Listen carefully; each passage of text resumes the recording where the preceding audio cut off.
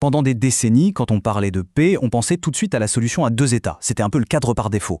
Sauf que, aujourd'hui, en Israël, cette idée est complètement remise en question. Alors, on va se pencher là-dessus. Pourquoi ce changement? Et surtout, qu'est-ce qui pourrait bien la remplacer?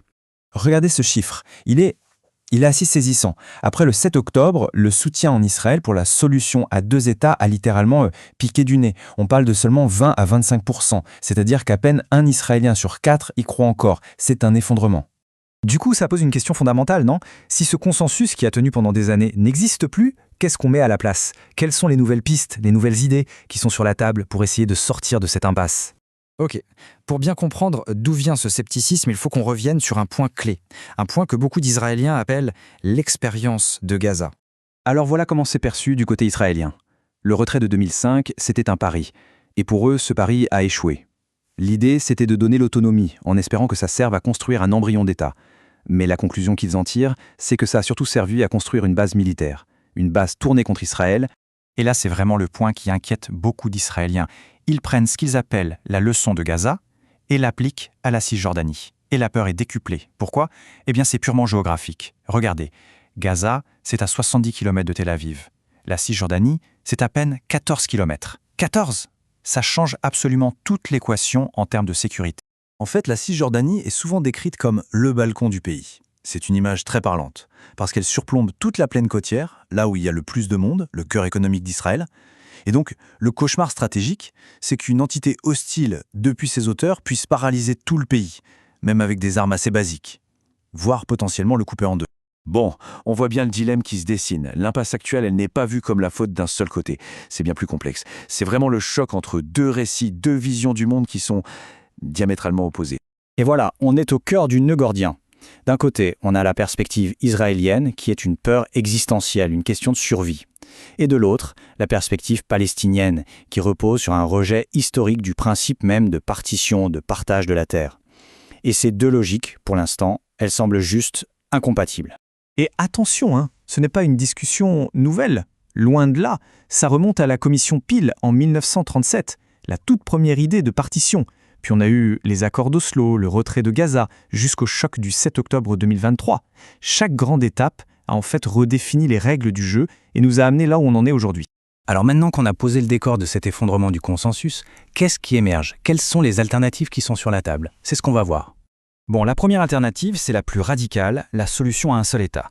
Mais attention, derrière cette étiquette, il y a deux visions du monde complètement différentes. Soit on parle d'un État unique, binational, où Juifs et Arabes auraient les mêmes droits, soit on parle d'un État qui annexerait les territoires tout en affirmant et en préservant son caractère juif. Ce n'est pas du tout la même chose. Le problème, c'est que cette idée se heurte à un obstacle de taille, un vrai mur, la démographie. C'est simple, si on annexe la Cisjordanie avec tous ses habitants, eh bien avec le temps, les Juifs risqueraient de devenir minoritaires dans ce grand État. Et ça, pour l'identité même du projet sioniste, c'est un dilemme quasi insoluble. Justement, à cause de cette peur démographique, beaucoup de discussions se tournent vers des solutions intermédiaires. Des choses qui ne sont ni un État palestinien souverain, ni une annexion totale.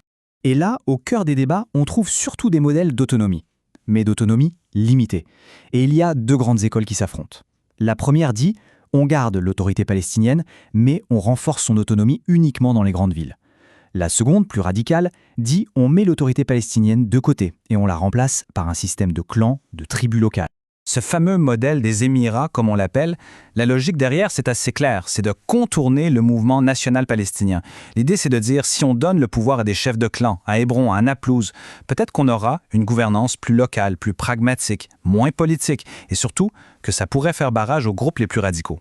Mais est-ce que tous ces plans, toutes ces architectures institutionnelles ne passent pas à côté de l'essentiel, à côté du vrai problème, celui qui est au cœur du conflit? Cette phrase de Yitzhak Rabin, elle est fascinante, parce qu'elle en dit long quand il dit que l'autorité palestinienne luttera contre le terrorisme sans Cour suprême et sans B'Tselem. B'Tselem, pour rappel, c'est une très grande ONG israélienne de défense des droits humains. Eh bien, il révèle un peu le fond de la pensée d'Oslo. L'autonomie, c'était peut-être avant tout un transfert de responsabilité, une façon de déléguer la gestion sécuritaire et civile, et pas forcément la première brique d'un futur État.